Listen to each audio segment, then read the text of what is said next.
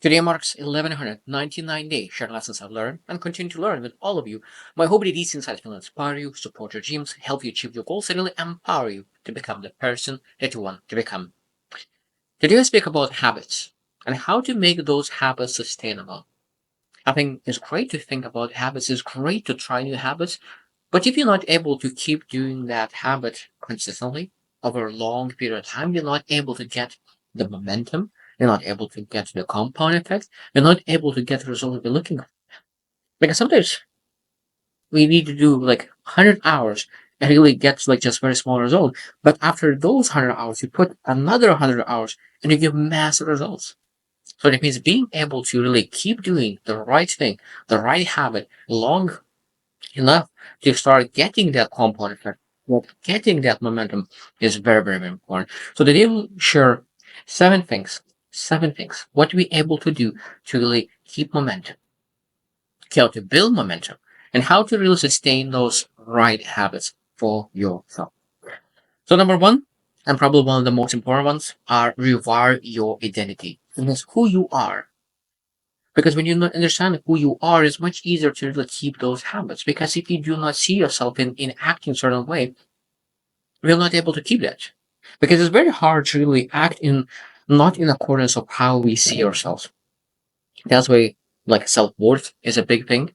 Because if you feel not worthy, that means that we're not taking those actions seriously and we quit on ourselves. But when you see it's okay, this is who I am, this is how I operate. I'm an athlete or whatever it is that this is how I operate. It's much easier to really build a habit and sustain a habit. That's why it's a lot of times I think that people create habits but they're not able to sustain but because at some point they're just not able to really have a mismatch between their actions and their identity. Now I know that it's possible through behavior to change identity, but I think that much easier is to change identity and then build those behaviors. Second thing that we need to understand about really sustainable habits is um, really designing those good habits, and that means that we need to really make those good habits very easy to implement, and bad habits very hard to implement. Like I know that I have heard so many times when people say that I play a lot of games, so that means every single time when I finish gaming, I put everything away. So that means it takes a while to prepare to play games. So it means it's making very hard to do the bad habit. But when you want to really do a good habit, so like going to a gym, maybe you prepare like a day in advance, all the gym stuff, shoes, um, towel, all the things that you need to go. So that means you just grab and go.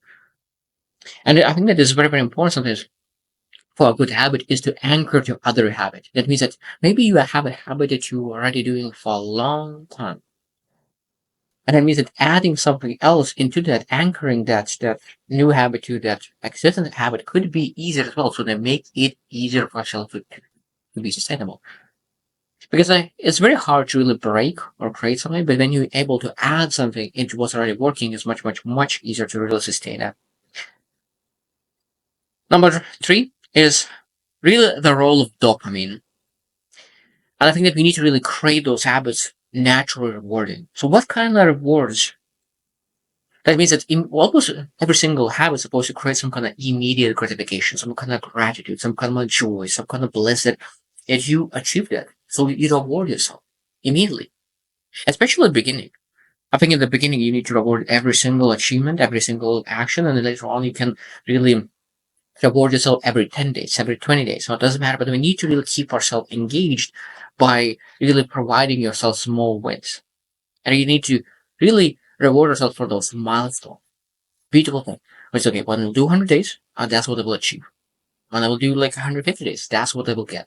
So rewards are a beautiful thing that encouraging you to like, keep moving forward and be grateful every single time. Be grateful for the milestones that you are moving through.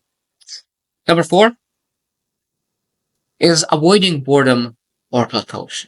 So that means that at some point when you do the same action, it might be that it's a little bit too hard, or it might be that it's a little bit too easy.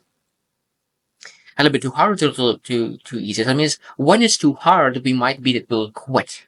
And if it's too when it's too easy, We'll quit as well because it's totally boredom. So too hard is that's what we need to do. That means that we need to really make it a little bit easier, just a little bit easier until it gets comfortable.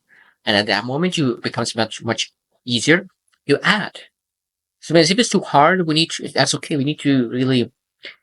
Again, this is just understanding of how much you're able to push yourself because we want to push ourselves. We need to stretch ourselves. But if you stretch too hard, it'll be very hard to really sustain that effort. So it needs to be just a little bit ahead of you that you can really grow into something. It's not supposed to be comfortable, but it's not supposed to be super hard as well. That you're able to really make things happen every single day. And it's too easy as well. It might be that something that you started was very, very hard at the beginning, but now it became super, super easy. So that means we need to change, we need to improve, we need to really challenge ourselves. And when we're able to do that, of course, we're able to stay in that habit much, much longer. Number 5 is never miss twice rule. So never miss twice. So if you missed the habit, if you missed a routine, that means that say, okay, I missed. That's part of life. But tomorrow, I for sure, no matter what, I will make it happen. Because a lot of times when people miss one time, they get, oh, I already missed it, so I will not, nothing happens if I miss twice.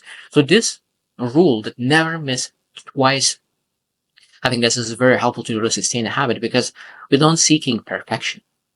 We're seeking excellence. Excellence is not perfection. Excellence is doing the best you can with every single day that you have available. Perfection is unreachable standard, and it's good to really seek that excellence. Number 6 is mastering social and accountability triggers. That means that it might be that you need to ask yourself, how do you operate? If you want maybe accountability from others, you're able to share your goals, share the habits. Really, some people might be able to encourage you, empower you, keep you accountable for the things that you said important to you. And that accountability sometimes helps. What kind of systems do you have in place to really be accountable for yourself, for others, and because at the same time we're able to really surround ourselves with people, maybe they are pursuing the same vision as you do, and maybe they do exactly the same habit and routine that you want to build. Maybe it's a run every 3 days and being going with your that encouraging group to do the same thing. So maybe there's people who are trying to achieve exactly the same thing. So being in that group, it will be much easier to sustain a habit because now you're doing that not just for yourself, but being part of the group towards that bigger vision.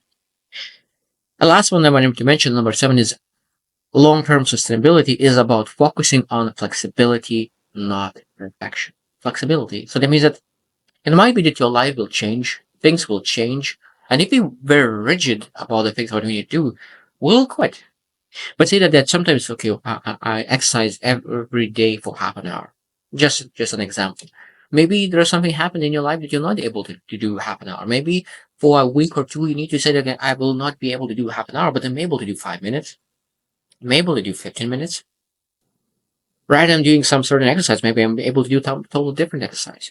So being able to adaptable and say that this is still the habit, because if you are keeping habit, well, you keep momentum going. And sometimes maybe you're not growing, but you at least you're maintaining what you are, because when you quit, you're going down. But when you're able to really maintain some kind of effort, you're maintaining until you get in a better position in life or a better situation or some that setback or adversity is coming out of your life. Now you can get back on growing and improving. But at least you maintain it at the level because it's very, very hard to start and build momentum. But when you really build momentum, maintaining it much easier. So then for that, we need to be flexible, adaptable, adjust based on your life situation and say, okay, what do I need to change? Because a lot of times if life something happens in our lives and we're not able to really do the habit that we wanted to do. And now we potentially could really have a guilt trip or shame trip or some kind of negative emotion trip that is really actually stopping us from really being productive and making things happen. And we're not supposed to be guilt tripping ourselves. We're supposed to say, okay, this is what happens in my life. So what is my bare minimum? What is a bare minimum that I could achieve? Because I think the beautiful thing is that that when you have that sustainable habit, say, if I'm not able to do my habit, I will do at least bare minimum. What is my bare minimum? And it could be as little as possible just to keep that momentum going. So hope to reflect as well. What kind of habits do you have right now? What kind of routines do you have right now? What you do maybe even unconsciously? This is just how you do things.